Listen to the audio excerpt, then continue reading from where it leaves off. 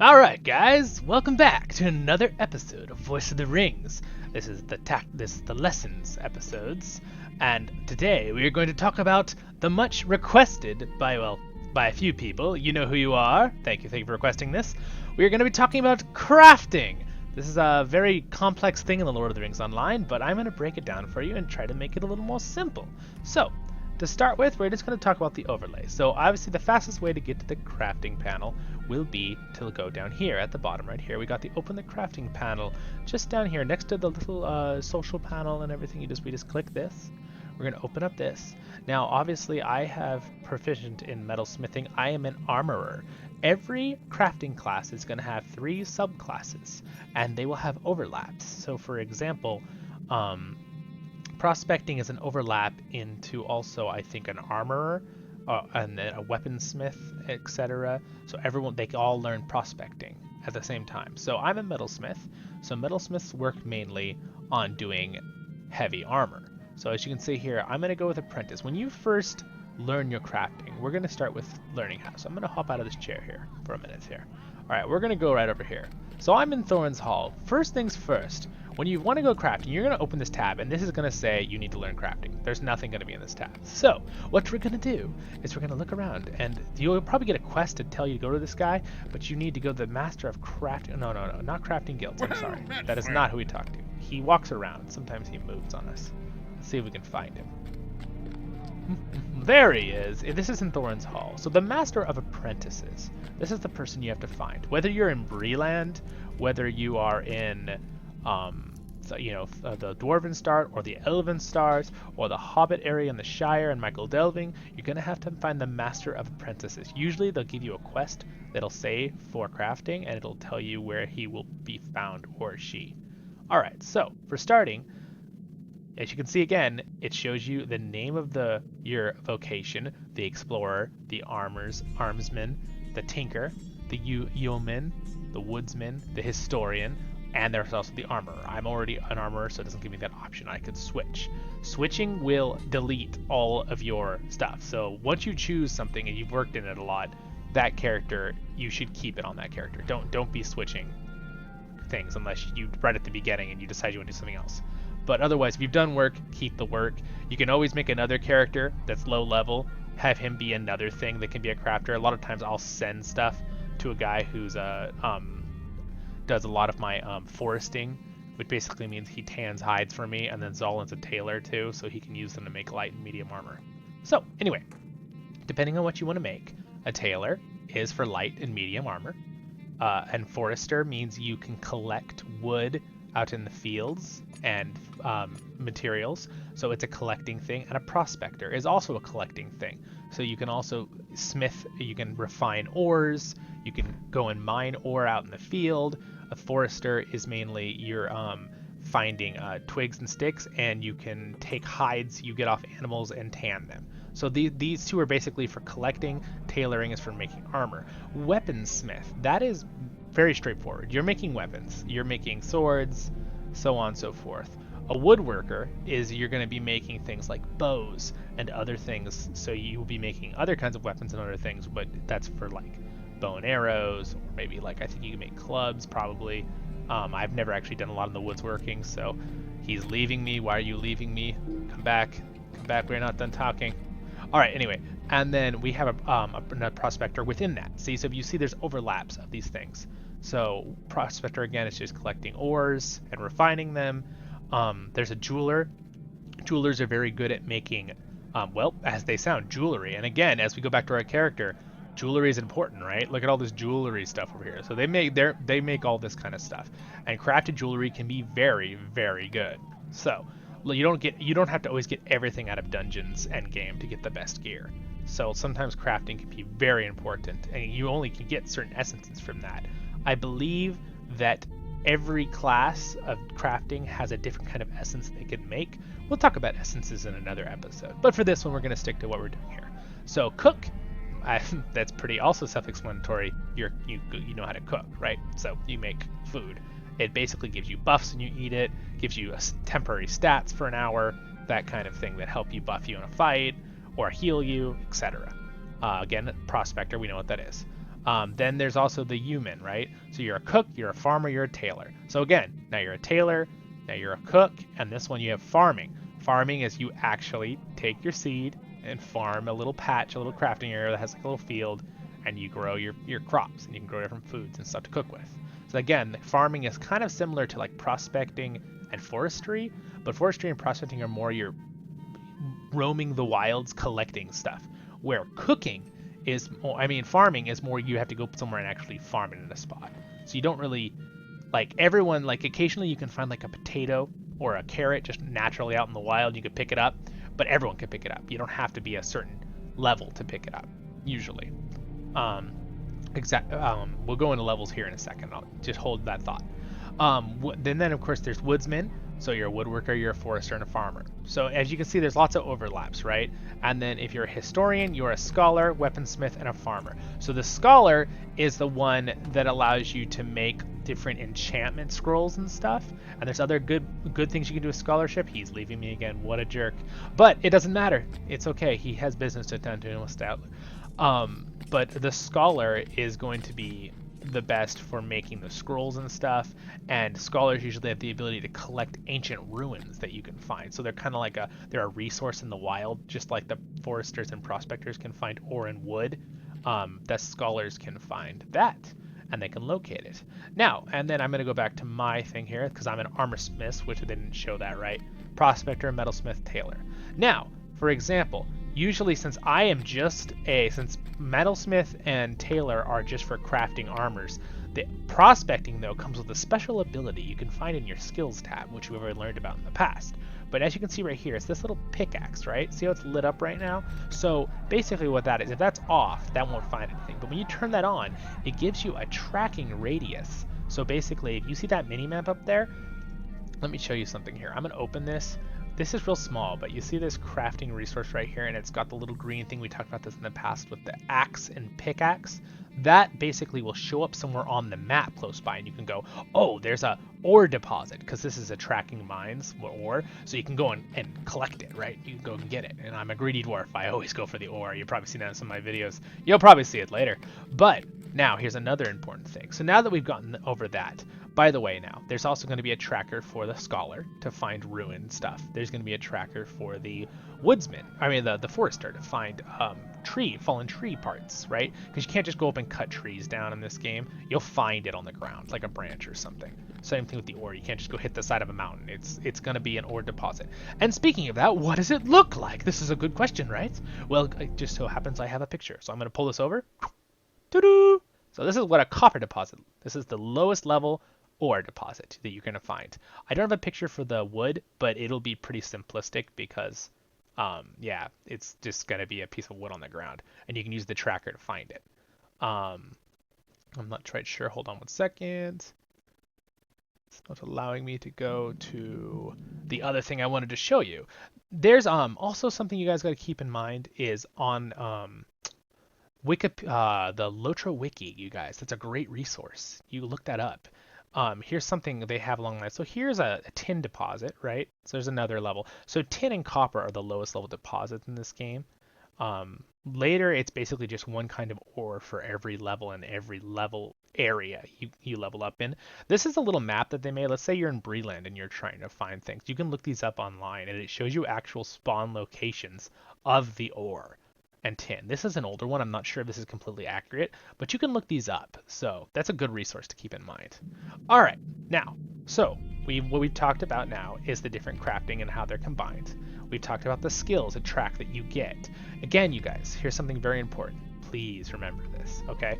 So when you start the game, immediately decide what you're going to be a crafting if you're going to be someone who collects stuff, a prospector, a forester, a scholar, because different levels areas give you different level materials. So let's talk about that. So we're going to open the crafting panel again, and I'm going to go back and sit back here in my chair because I want to sit in my chair. All right. So there's different levels of crafting. So as you can see, when you first start, you're going to only be an apprentice. None of these other things will be here yet, and these will both be empty anvils. So what happens is, when this first one is an empty, there's a certain amount of crafting you actually have to do in metalsmithing, actually making different materials and different pieces of armor and I'll explain these in detail in a minute. There's different level. You have to make a certain amount, and then you get this one completed. You are a prospector at this level, right? Boom. And then when you do it, it's like a double XP bar. You do it again, and you finish it. Then you become a master at that level. So it helps to be a master at that level because I believe it gives you an increased chance to critical hit. You get a 30% increased chance to critical hit. This is something very interesting. Okay, so like, I'm gonna just focus on this heavy piece of armor, right? So I want to break this down so it's not gets crazy complicated. Okay, so the first thing we have to think about are as follows. You're not going to have nearly this many things when you first have Apprentice. You will find scrolls on the ground, and you'll be able to right-click them and read them if you are the right level. If it's an Apprentice scroll, and you'll be able to learn that piece of armor, right? Most of them are permanent. Occasionally, a scroll can only be used once, and then you'll have to find it for that same armor again, or whatever it is. But there we go. So basically, this heavy piece of armor, right? So it's telling me that I need 4 bronze ingots to craft this heavy piece of armor, right? So I can be able to craft it. Now there's another thing. You need to be at the place where it requires. So this requires the faculty of a forge, correct? So you're going to go to the forge room. Follow me this way. And this is, I'm in the Thorns Hall because it has one of the most epic forges there is in the game. Look at this place. Look at it. It's magnificent. All right. It's very hot in here though. All right, so we're gonna go use this forge right over here. So basically, you just go up to it. Forges are usually a lot smaller than Thorns Hall, but as you can see, it gives me the forge option. If I right-click this, it's gonna just open my crafting panel. That circle, right? So now we can craft, correct? So it's important you have the right. This tells you what you need to use it. Universal ingredient packs. These are basically like free things that just have everything in them that you can just use. I don't know a ton about them. I think you have to earn them sometimes for free. Sometimes you have to buy them in the LOTRO store. That's not how you should normally craft. Normally you should be getting the resources, right? So once you've been in the wild and you've gotten those ore deposits or whatever you're doing, you bring them back here. Normally you do your prospecting levels first and you'd go, I have some bronze ingots. So when you take those bronze ingots, or you go into smelting first, right? So let's say I have a raw, this is what, when you collect the resource, it's gonna look like this chunk of copper ore, right? That is a raw resource. So I wanna make a copper ingot. So basically I click it, you could click the quantity you'd like to make 5 of them, or you could just say make all, and it'll make every single one that you have possibly can make with the stuff that's in your inventory, right? But I'm not gonna do that, I'm just gonna make one. So I'm gonna make one, right? So there we go. He's crafting away, and then this is how long it's going to take, 1 of 1, and I didn't even hit once because the animation, I was so fast. So anyway, I'm going to do it again. I'm going to make 5 of them.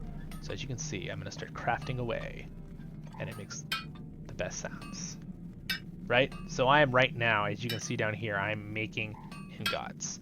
Now the reason, yes, so you're crafting away. I have these special little packs you can get in the LOTRO store that actually help you hold your stuff, your crafting materials. One good thing for you guys to all know, I'll do a thing on items later, a video on items, but crafting materials are always going to have this weird green hint behind them versus other items, right? They're going to be something important with the craft for crafting, they're going to have that green hint behind them. So anyway, now that we've made our copper, right? Our copper ingots. And then if we wanted to, we could also make some copper ingots, and then we made copper and copper, and then there's also a refining where you can make tin. Where do I make tin normally? I don't know where my tin ingots are, but that's okay. Oh, you know what? Tin might be refined from. Yes, we're not worried about that right now. I don't know where my tin is. Tin usually is made from. All right, copper. Pieces of copper infused ore. Do you not have to make tin anymore? Bronze ingots are from tin. Interesting. Alright, well, we won't worry about that right in this very moment. But we'll go back to metals. I think it's been a while since I've done a lot of crafting myself. I used to do this a lot. So we have the bronze ingot here, right? Correct? So now, basically, we have the amount. This is very important. Sometimes you'll get these when you a green thing that might say a chunk of crude brimstone or a chunk of something else. Hover it. This is a good thing to do. And if you actually look at the items, they'll explain what they're for. And then underneath it says, this is used in some apprentice metalsmith recipes to increase the chance of critical success. You can also do that with other crafting items and say, and it might tell you what it's for, who uses it. That always is helpful. But you want to keep these because later you can click this. And that adds a 45% chance to crit on to my thing. And if I crit, a critical success gives you this. And if you notice, when I hover this one, it has a 614 armor, and it's that color. And then it has 704. So this is actually a better piece of armor. So then I can craft this with a 75% chance because of my actual tools. I should crit, and it'll make a little ring around me if I do. There we go, I definitely crit. So we got the better version of this particular thing. These are still good, but you know, if you didn't get it, you'd have to craft it again, correct? So those are good to have the chunks of crude brimstone or whatever to craft. So that's what that's for. So far we're getting, and again, as you can see, the ingredients, get ingredients, they're kind of advertising so you'll spend some real money. You don't have to do that, guys. You really don't. You really don't. So you can do it the normal way. So anyway, you can also change the selected output by, so let's see, so this is a certain kind of armor. If I go over, there's other kinds of this armor that might have slightly different stats. Or it could be just, let's say, just stats, or is it just the look? No, yeah, see, there's a slightly different stat at the bottom of each of these armor. So you can go through and choose which one you want out of that one recipe. There's 3 different kinds that have a slightly different variation and a different look. Again, you can hold control and you can left click on any piece of armor in the game or crafting picture, and it'll show you what that piece of armor looks like. So it looks like chainmail, the one we just made, right? So there's another thing to know. We don't want to go too crazy into this. We're already over 15 minutes in this video, but I definitely want you guys to completely understand this. And please, please leave a comment and I will get back to you if there's something I missed or you're like, I don't understand what he said about this particular thing. I will go into more detail for you. I could even personally talk to you over Discord or whatever to help you guys out. I will be willing to do that. So anyway, we're going to continue with... By the way, the reason I have a 30% critical chance even without using a chunk of ore is because I'm very high level, and I have a special set of tools that was crafted by someone that actually decreases my time when I'm actually prospecting. So it takes a few seconds to prospect, usually like 7 or 8, but I actually get a 4% reduction. So I mine things in the wild faster. I get a 25% increased chance to crit on metalsmithing and tailoring because this is a set. Normally, you guys, when you first start a profession when you're low level, it's going to give you 3 tools in your inventory. They'll all be gray, they won't be a set, and they won't give you any really good bonuses right off the bat. They'll just be generic tools, and you actually have to switch them out in your inventory. So normally, see the tool sets here? So if you're tailoring, you're going to have your thread there. You have to put that in like a weapon. If you're going to be doing metalsmithing, you're going to have your smithing hammer. If you're going to be doing prospecting out in the wild, you're going to have your pickaxe on, etc. Mine are a set of tools, so it's kind of simple. I never have to change them out because of the item. So anyway, now we got that out of the way. So now that we have all that, the different, again, to get to the next level of crafting, we'll go back to this one more second too, okay? So first, when you're apprentice, this yellow one will not be here, it'll be empty, and this anvil will be here, but it'll be not filled in, it'll be an empty anvil. You have to finish the level. It'll be pretty self-explanatory. When you're building items, it'll tell you right here, this crafting earns you 8 experience, right? There's different scrolls you can use and things that'll double the experience and make it faster and stuff if you get them in the wild or if you're a VIP or that kind of thing. But you'll slowly get that, you get leveled up, and then you want to get to mastery. It'll make it easier to crit and do stuff. And then, but once you get this one done, the dark one, the next level will appear. So once you've finished apprentice and you've gotten this one done, journeyman will appear. Usually you'll be doing it with levels because as you can see, this item's minimum level is 15. So the first levels are like 1 to 15. So their minimum level is 10. So it's 1 to 10 for apprentice gear. It's going to be 15 and up for minimum level is 15 for this gear, and so on and so forth. And as you're going through the world, you want to be collecting your materials because, again, the same thing applies to prospecting. When you collect something prospecting, it'll make your little anvil level increase while you're prospecting. Yes, you can take the stuff back to base and you can craft stuff here and it'll also increase it, but you have to have the stuff to get your prospecting up in the first place to get to journeyman. And if you're not collecting as you're questing out in the wild, then you're gonna have to go back to a low level area and literally just run around looking for stuff. So it's really good to collect materials as you're questing. because you're running around. It's much more time efficient for yourself and easier, and how the game is supposed to work with crafting. Because you're doing stuff as you're leveling and questing, you're also getting crafting stuff on the way, you're seeing stuff on the pathway as you run, that kind of thing. Alright, so I think we've covered this pretty darn well so far. I think I'm feeling like we've gone over a good amount of stuff here. This is kind of the same general thing for all the classes.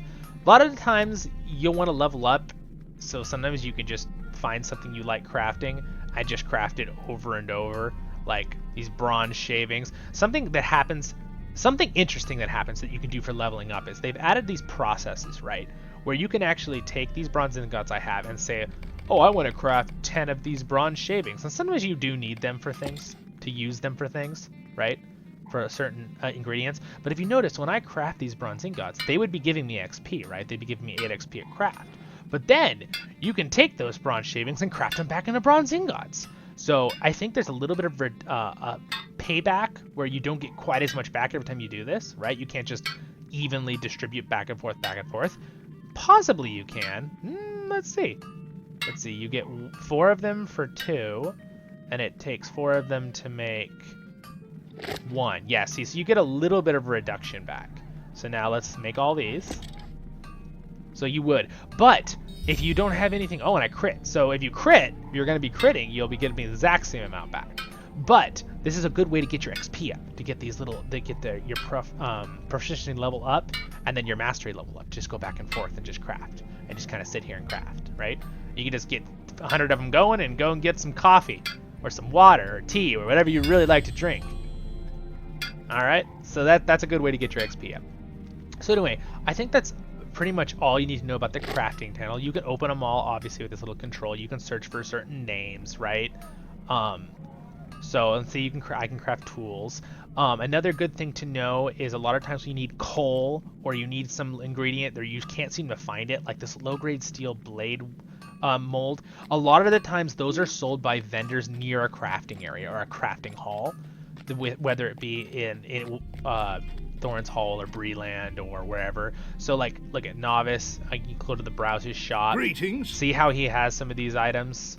So, and he also, a lot of times they'll have basics. See, I already know. See, it says I already know that. Sometimes they'll have basic things you can buy, recipes to just learn from these guys. So use these guys. These are good resources too. And see, like, there it is. There's the low-grade steel that I need right there. Boom. So I could buy that and use that in that crafting recipe. So if you can't find something in the wild, usually you only find ores and woods and hides in the wild, and then some rare gems. Occasionally there'll be something special and it'll need like a sapphire shard or something it's called. That usually drops off either an instance or it'll drop off a roaming boss. Sometimes you'll find these bosses with these cool like borders around their name out in the forest or somewhere at all levels, really. And they'll drop a shard or something.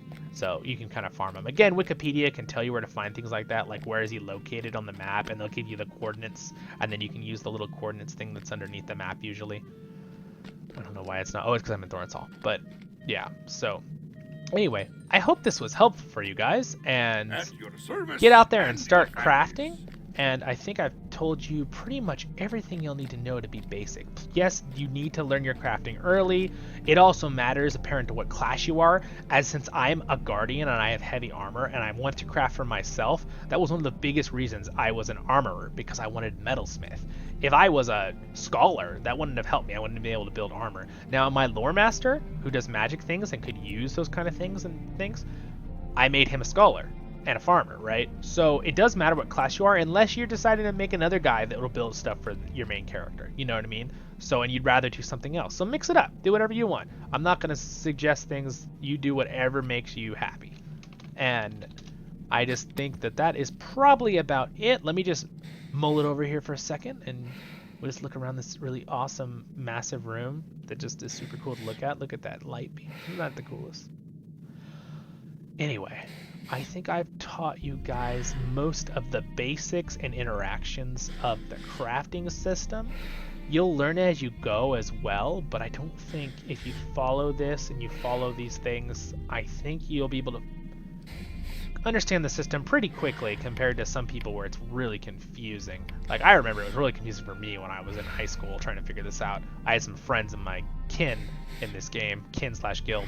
The kin helped me out and figure out how to do this stuff. And in fact, I still ask my one friend all the time about questions because he's really good at this stuff. But he's like a professional with the crafting. So it's really good. You can also sell stuff on the auction hall, which I'll have a video on the auction hall later on. But that's like how you sell things to real people in the game, and you can bid on it and mark it up and do whatever you want to try to make some money. And usually things that are in high demand are, it's funny because, quick thing, like there's one of these is expert, I believe it is. Or is it Journeyman? Barrow iron. This is very hard to come by because it's in a really weird level area, 15 to 20, and it's only in certain spots, and it's still kind of hard to collect. So a lot of people will mark up like a stack of 100 of this on the auction hall for like a couple gold, like 20, 30 gold, and it's like, whoa. And it's like, and I mean, I've bought it before because it saves you time. So if you're one of those people that's like, I'm gonna go collect a bunch of ore and sell it on the auction hall, you might be able to get a bunch of gold for your in-game and then use that for something else. So that's a good little tidbit of information. So I would never get rid of your crafting things. If you find things like with this with the certain color, right, it's got this hint right here, as you can see, right, this green hint in the background. These are for crafting. That is always crafting, and you hover them, they'll tell you for what kind of person, or usually what. They'll give you a little detail for, you know, weaponsmith, jeweler-smith, prospector. It's used for critting. It even says it. Chunks of Khazad iron, right, contains various, and that's for doing that.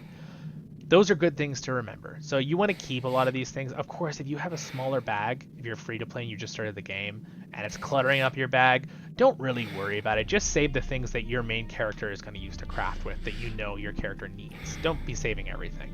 But I do recommend, if you want to use your turbine points for something too, these carryalls, they're called large crafting carryall, medium, small crafting carryall. These things are really convenient. There's also one to like store other things too, like your there's house decorations. We'll talk about a housing system in another video. These are really, really handy. There's also one for tasks. These are the background of these where they have like that brownish gray. That is for, these are tasks. We talked about them in the quest video.